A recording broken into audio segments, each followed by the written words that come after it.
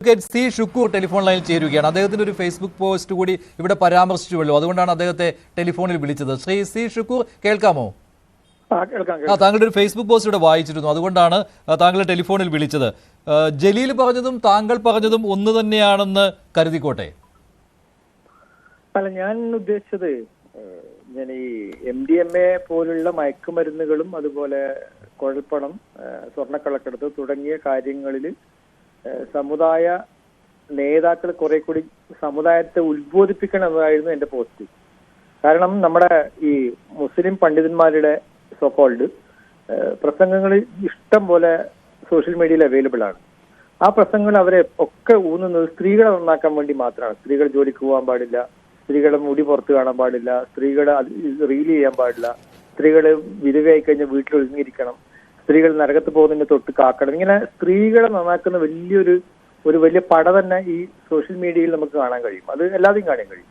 അപ്പൊ എനിക്ക് അവരോടുള്ള ഒരു അഭ്യർത്ഥനയായിരുന്നു, ഉസ്താദുമാര് കുറച്ചു കാലം സ്ത്രീകളുടെ കാര്യത്തിൽ മാറി എന്നിട്ട് സമുദായത്തിലെ ചെറുപ്പക്കാര് MDMA പോലുള്ള മയക്കുമരുന്ന് വിതരണത്തിന്റെ എണ്ണത്തിൽ കൂടുന്നതുകൊണ്ട് നമ്മൾ സംശയിക്കേണ്ടിയിരിക്കും. എന്റെ അടുത്ത് ഞാൻ പത്രവാർത്ത ബേസ് ചെയ്തിട്ടാണ് ഞാൻ എന്റെ ഫേസ്ബുക്ക് പോസ്റ്റ് ചെയ്തത്. ഒരു 200 വാർത്തകൾ പരിശോധിച്ചപ്പോൾ ആ മഹാഭൂരിപക്ഷവും വലിയൊരു വിഭാഗം മുസ്ലിം സമുദായത്തിൽ അവരെ MDMA #MDMA കൊടുത്തു കഴിഞ്ഞാൽ നമുക്ക് കിട്ടും.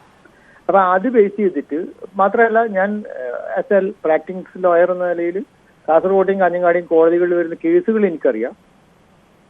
അപ്പൊ ഇതിൽ സമുദായത്തിന്റെ അകത്തൊരു ജാഗ്രത വേണം എന്നത് മാത്രം ഉദ്ദേശിക്കുന്നത്. നമ്മൾ ആത്മപരിശോധന, സ്വയം വിമർശനം എന്ന നിലയിൽ സമുദായം കുറെ കൂടി റിഫൈൻഡ് ആവേണ്ടത്, ഇതിനെതിരെ കുറച്ചും കൂടി ജാഗ്രത പുലർത്തേണ്ടതുണ്ട്. ജലീൽ സാറും ബഹുമാനപ്പെട്ട KT ജലീലും അദ്ദേഹം ഉയർത്തിയ കാര്യം, എനിക്ക് തോന്നുന്ന ഒരു വിസ്ഡം പോലുള്ള ഏതൊരു സംഘടന നടത്തിയ ഇഫ്താർ പാർട്ടിയിൽ അദ്ദേഹം നടത്തിയ പ്രസംഗമാണ്. വളരെ നമ്മൾ ഒരു സെൽഫ് ക്രിറ്റിസിസം എന്ന നിലയിൽ, ആത്മപരിശോധന എന്ന നിലയിൽ അത് ഉപയോഗപ്പെടുത്തേണ്ടതാണ്. നമ്മളിപ്പം ഞാൻ ഒരു മതവിശ്വാസിയാണ്, പള്ളി പോകുന്ന ആളാണ്. അപ്പൊ അതോടൊപ്പം തന്നെ നമ്മൾ സ്വയം വിമർശനത്തിന് വിധേയമാവുകയും നമ്മുടെ ഈ സമൂഹത്തിലെ വലിയ വിഭാഗമാണ് മുസ്ലിം സമുദായം. മുസ്ലിം സമുദായത്തിലെ ആൾക്കാർ ക്രൈമിലെ കൂടുന്നു എന്ന് പറഞ്ഞാൽ സമൂഹത്തിന്റെ എല്ലാവർക്കും അതിന്റെ ബാധകമാണ്.